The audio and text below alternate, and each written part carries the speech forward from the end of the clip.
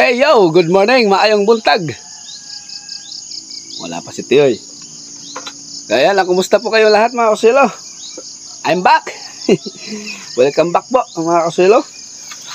At medyo matagal-tagal na po tayong hindi nakapag-update, nakapag-upload. Yan, kumusta po ang lahat? Yan, pasensya na nga po pala at wala po tayong upload mga ilang araw na. Dahil nga po ako'y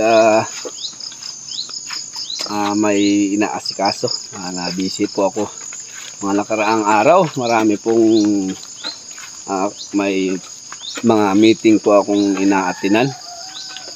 Kaya hindi ako makapag dito sa bukid. So ganun pa rin ang kapag mayroong activity sa barangay nga, may mga meeting. Kasi maaga akong pumupunta dito o madilim pa para maasikaso yung mga alaga. Yun lang. Yun nga. Ay busy ako mga kasilo sa mga nagdaang araw. Gawa na ako ngay may katungkulan din sa barangay at ako pa ang presidente dito sa asosasyon sa livelihood SLP. Ano kasing tawag niyan? SLP meaning ay Sustainable Livelihood Program. So ako ang ginawa nila nga pong presidente. So malapit na maaprubahan yung aming request mga kaswelo na may budget po kami paparating. Yan, good news para sa ating mga kasamahan. Dahil nasikaso ko kahapon mga daang araw nga. At yun nga, nasa amin na yung resolution, isang pasa na lang at may release na yung aming budget para sa about vegetable farming ng aming mga kasamahan. So ngayon, miniting ko pa yung aking mga kagrupo kahapon at ipinaalam sa kanila na ipapasko na lang sa CSWD para maipasa ang cheque para i-convert ko doon sa bangko at magiging sa yung cheque palitan ng pera. Yun, basta yun na yun. Tapos meron pa akong inaasikaso iba, may mga sa city agriculture, may mga programa sila na magbigay sila ng kaunting ayuda sa mga livestock farming. So sa akin na naman po nakahandle yon. Sa akin yun, committee ko yon. Kaya naikot na naman po ako kahapon para doon sa kasama si Roger. Sinama ko si Roger kasi nga meron siyang alaga. So hindi ko na sinama yung aking sarili. Actually pwede akong kasama dahil marami naman akong alaga talaga para yan sa livestock riser. So, hindi ko na sinama yung aking sarili para wala nang ibigay ko na lang sa iba. Yan, sinama ko si Roger, kasama siya sa magkakaroon ng ayuda. Pero yan, parang tupad yan pero sa city agriculture na Ayan ang aking pinagkaabalahan po mga kaswilo. So ngayon tapos ko na kahapon. Actually meron pa pala ngayon, pero ipas ko na lang yung papel. So nagisuyo na lang ako sa aking sekretary dyan, sekretary ng barangay sa amin, na siya na lang mag-pass doon sa opisina dahil babalik po ako dito sa bukid. So pumayag naman siya. So yun, ngayon may dala-dala akong ngayon dito, timbangan sa ating mga kambing at nanghiram din ako ng pantuhog sa ilong sa baka dahil tutusukan na ngayon si Mumo para pagka nawalay na siya matigas na yung ilong or hindi na magaling na yung ng ilong niya, butas. So kailangan nating tusukan na maaga. So yun, ang magtutusok niyan siyempre ang eksperto, yung aking tsuhin na si Roger. Kasi siya ang matagal na nagtutuhog. Yung mga kalabaw niya, siya na ang nagtutuhog. papasuyo ko sa kanya. Ngayon, first step, tusok muna. Ay, may dala akong ano mga kasulo, may dala akong timbangan nga dahil meron tayong buyer ngayon ng kambing. So, check ko yung timbang niya para ma-declare ko yung presyo doon sa bibili. So, ang bibili na naman yan, isang kagalang-galang na naman. Yung bumili na sa atin kahapon, dati, bumalik siya na naman uli para bibili uli. Isang pulis, si Sir Jonas Itis, yan, siya yung bumili noong nakaraan, tapos bibili na naman siya uli ngayon. Yan mga kasuelo, pasensya na medyo napahaba yung ating intro. So, ano ko lang yung aking mga ginagawa sa mga nagdaang araw, kaya wala tayong upload nga. So, meron tayong konting oras ngayon dito sa bukid. So yun ang ating i-vlog ngayon. So puntahan ko muna pala si Roger para nandito na tayo. Para pupuntahan nandyan si Momo tutusokin na natin si Momo. So yan po mga kasuelo, inumpisahan na nating hulihin si Momo. Kaso lang ang problema ay medyo parang nakaramdam siya na meron kaming binabalak ni Roger. Nakaw! Ay! Tika, oy. Diri pa to depende. Itong kakalihok.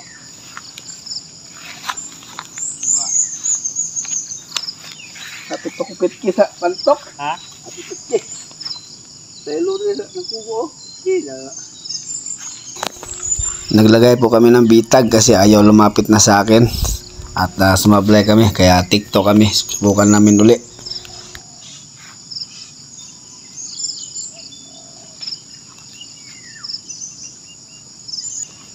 Cuma sa kamoy. Pero niya na diri dapit to hoda. Iskusira aja. Kamoy man.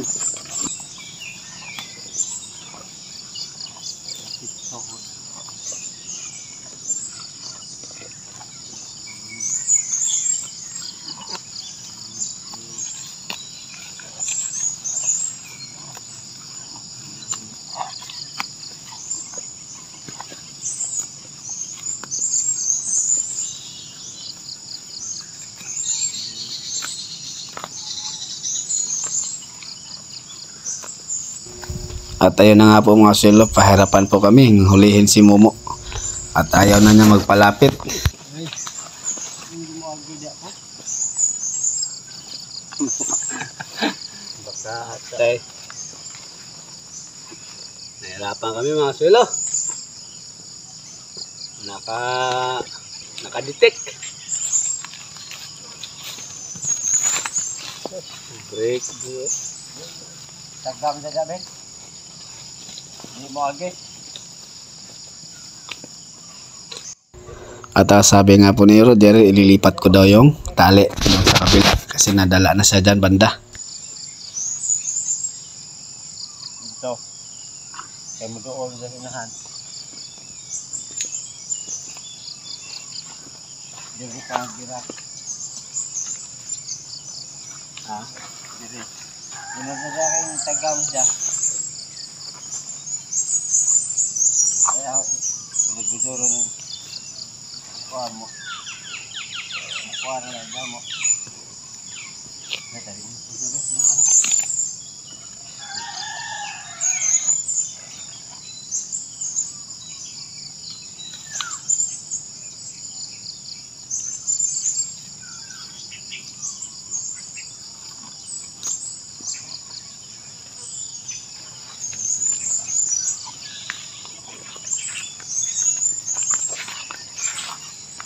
Alam ko. Ang diskarte po namin dyan ay naggawa kami ng bitag at pagka pumasok yung paan ni Momo, agad kong hilahin.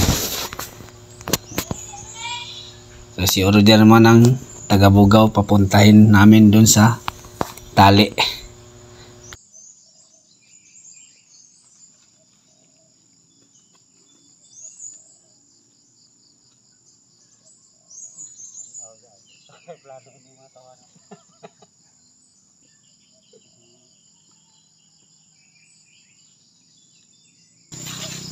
Di maarsanin na ako kay. Ha? Big. Madanas man. Ha? Job magtie yung baka. Plus may abot sa. Ha? At ayun na nga po, pumasok yung paa ni Momo at agad kong hinila. Pero ayun, bigo na naman, pumasok yung tali pero dumulas lang yung tali. Maliit po kasi yung paa ni Momo. Kaya yan, nahirapan po kaming hulihin si Momo. Mission failed kami mga sulo.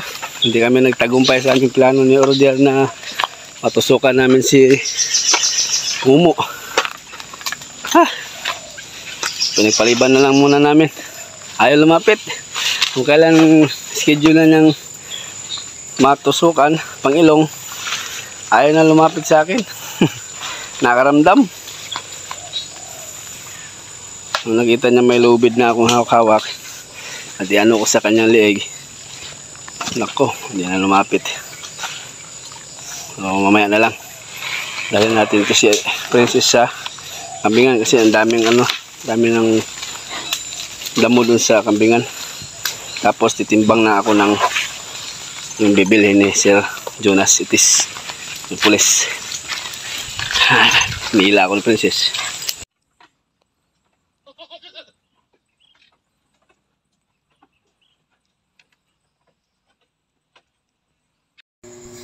So yan na nga po mga sulo, tinimbang ko na yung bibilhin ni Sir Jonas na kambing para kakatayan daw niya bukas ito. At ito yung timbang niya, 20 kilos ang timbang ng ating kambing.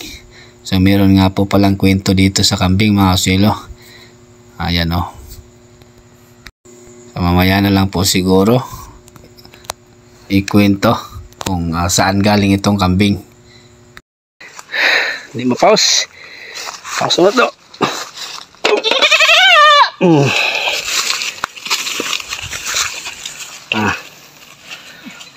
Baga.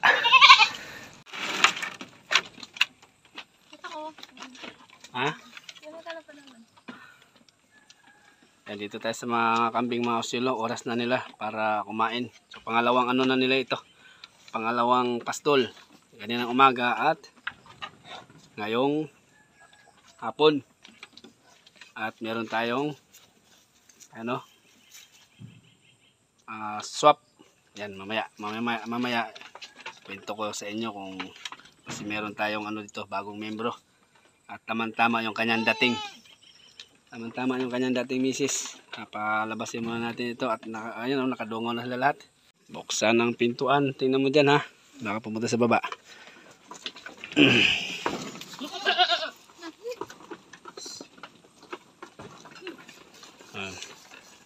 Yung bagong membro. Malaki. Sige na.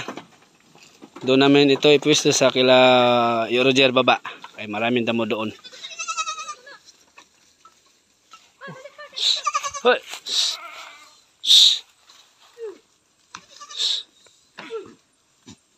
Huh.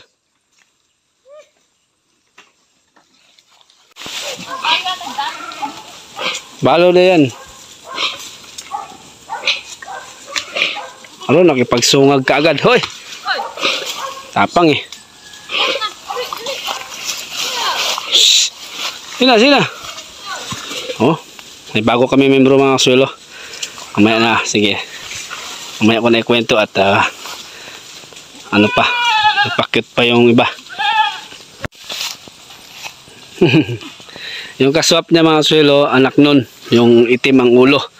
Yung magkapatid na mga magkapatid na lalaki, yung itim ang ulo ang kanyang napusuan. So dalhin ko ito doon sa tropa para masanay. Ay hindi. Uy, ang lakas nabalik niya oh. Nabalik niya yung pinagtalian ko. Di mas nasabit yan ako na eh. Sandali, maghintay ka. Ha? So, ang lakas. Mamaya, Gusto niya agad sumama sa ano, mga karamihan.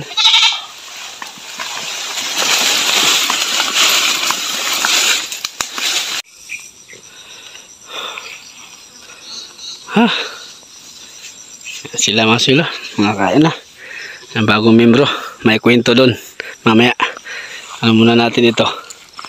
So yung isa nating kambing na kapatid dyan, ay kapatid niya, yung itim ang ulo, nandun na sa panibago niyang, sa bago niyang amo. Yan. Tapos yun ang kaswap.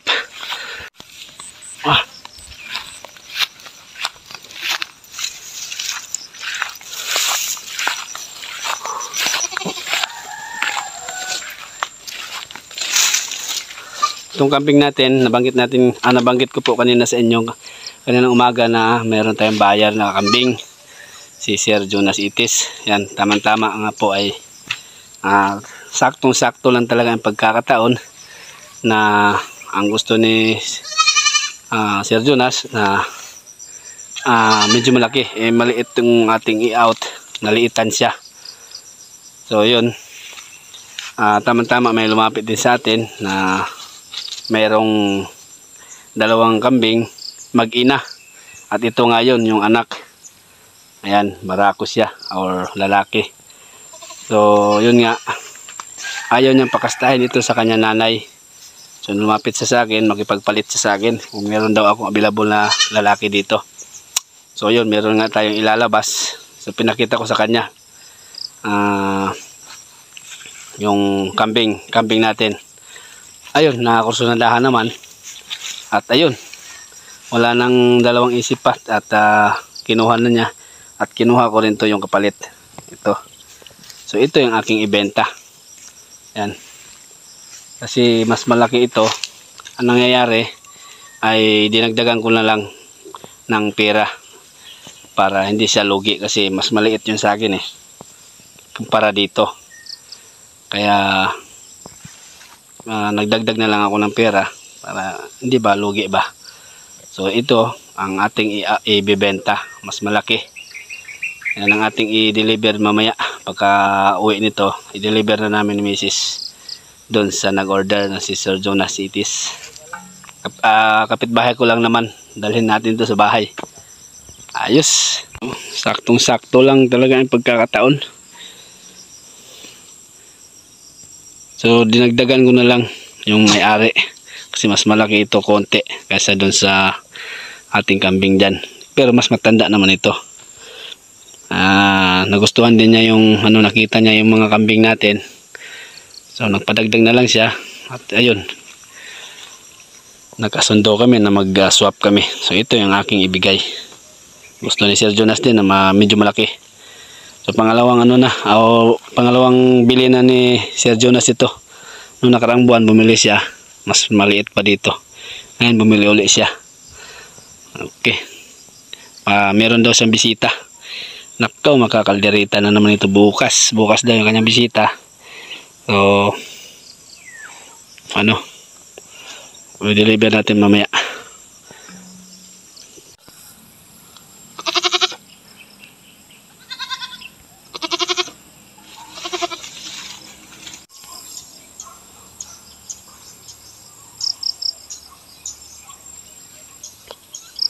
Maya konti niyan. Diyan ka lang. Hahabulin din yan. Bubugawin ni Mumu yan. Andun si Mumu sa unahan. O pupuntahin ni Mumu yan dito. Dito ka muna. Po ka muna. Pahinga ka muna. Tingnan lang natin dito. So si Mumu, mga kasulo, hindi pa namin mahuli-huli ni Roger. Kaya siguro mamayang gabi babalikan ko para lagyan ng tali or para bukas ng umaga madali na lang hulihin o itali para tuhugan yung Roger dito sa pangilong.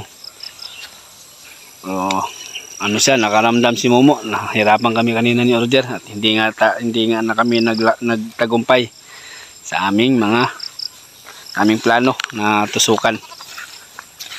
Dito tayo, Moses. Pagmasdan lang natin. Alright. Tubig be. Kumusta mga kaswelo? Ilang araw kaming walang upload.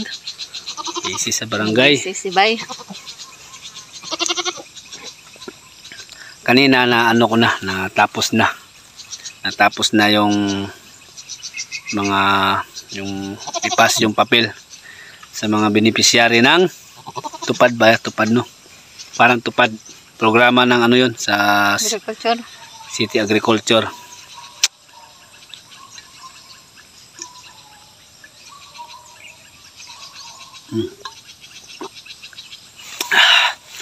Isa si Roger sa nakasama. Ano na lang yun para pandagdag panggastos. Busy. Kaliwat kanan po na meeting yung aking inatinan.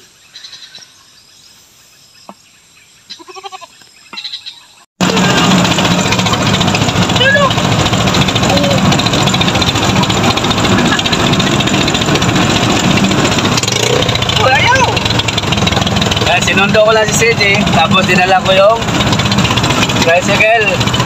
Ay karga namin yung i-deliver namin camping.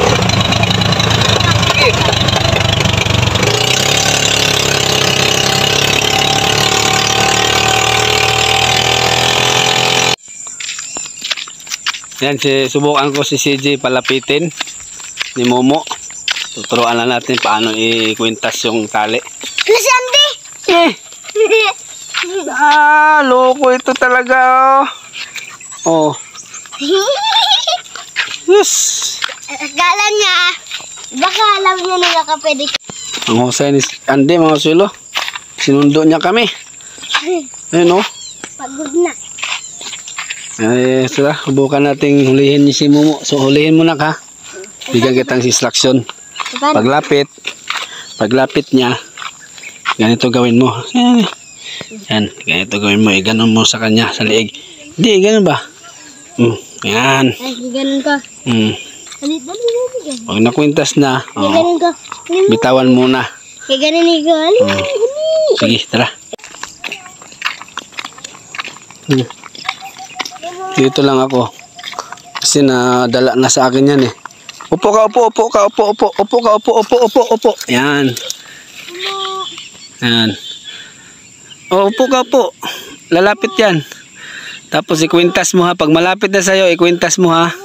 Subukan natin CJ. Kung ano? Si Andy naman ang inilapitan. Andy! Halika dito. Nako, nakaramdam na. Ayaw magpahuli.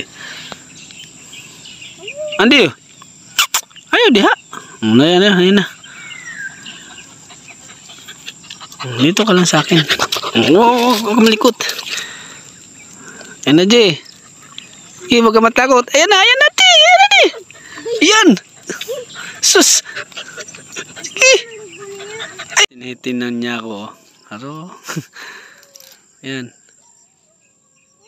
Ayan na, sige. Lapit. Ayan na, Jay. Sige.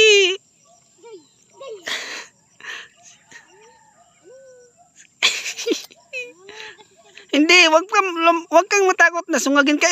Iskwintas mo na.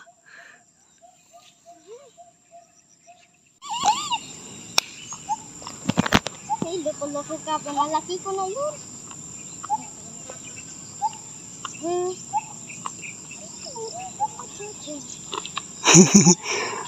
Ate si CJ nag-i-enjoy na rin eh. Sige.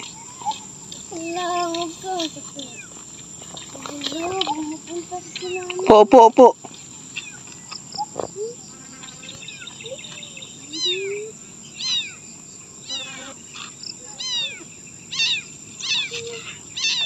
Gi.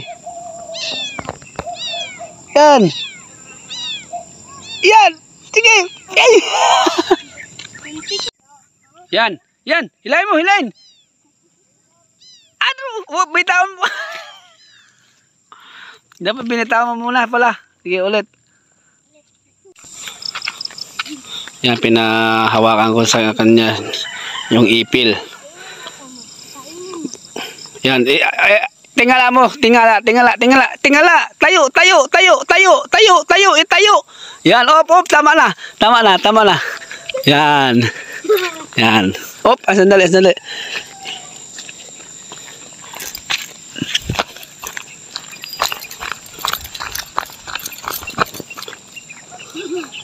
Huwag yung bitawan, pinaghirapan ko yun.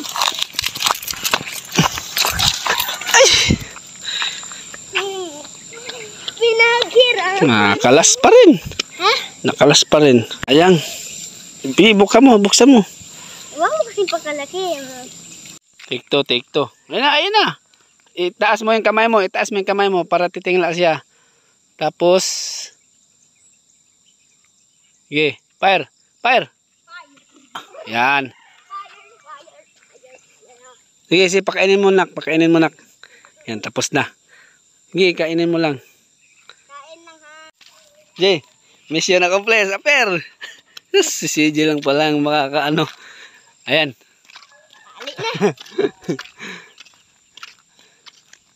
Ayan. Natali na. Sana wag siyang matanggal. Pinaghirapan ko yan. Naghirapan na si Jan. Ngayon, dadalhin ko na si Claudia doon sa pagtusukan namin ni Roger. Tara, dalhin na natin. So, natali na niya, oh. Okay. So, hayaan lang muna para hindi mabigla. Yan. Tara, punta tayo doon para matusukan na ni Roger. Yan. Kasi dito ni Roger tutusukan sa puno na yan. Ilulusot lang niya yung ulo ni Momo. At saka itali para hindi magalaw-galaw at saka butasan na at lagyan ng lubid. Oo nga, sabi ni Claudia. Tapos sila ni Mrs. ayun o, kumakain pa rin yung ating kambing. At pagkatapos nito, ito yan lamang po yung aming episode. Pero yan, hinihintay ko si Roger. Pinuntahan ni CJ. Ay siya ang eksperto dito sa pagtusok. Wala pa tayong experience niyan. Manood muna tayo para sa susunod. Alam na natin, no? Apir mo na. Ayun! Si Momo walang kaalam-alam. Natutusukin na siya. At sa wakas, nandito na rin si Roger at inumpisahan na po namin. So nilagay namin dyan sa, sa kahoy. At ako naman taga-hila sa lubid para hindi lumuwang. At nilagay ni Roger yung busal, yung tinatali sa ulo at saka sa nguso bago niya tutusukan. Ayan, pumapalag na naman si Momo.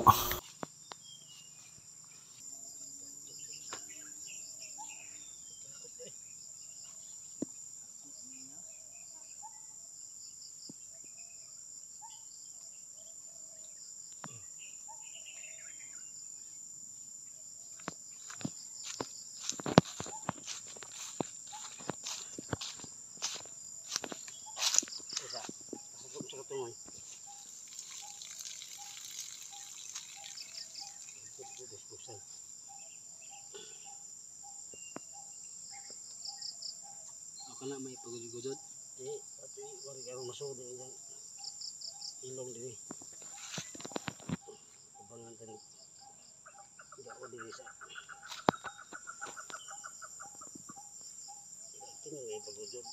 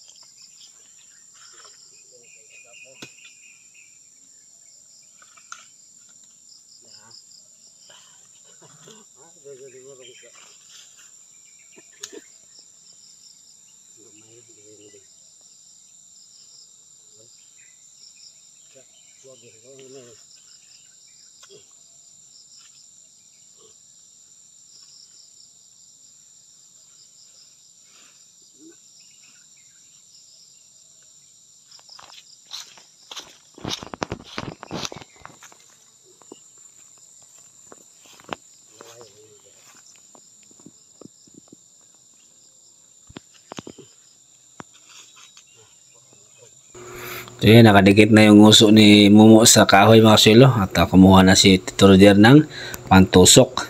At nailagay na po niya yung busal sa ulo. Ayan na, umpisahan niyang tusukin yung ilong. At lagyan ng tali at ayan, nilagyan na ng pang-ilong at pinaklas na rin namin yung tali. Mission accomplished. Si CJ lang palang sasalba doon sa problema namin yung Roger kanina ng umaga. At ngayon, mission accomplished na.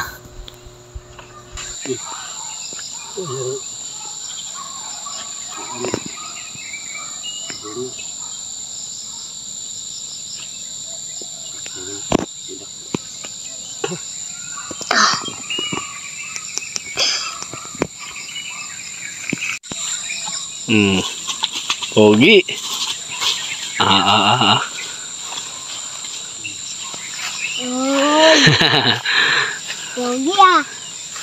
Maganda. Ganda na si Momo. May busal na, may pang-ilong na.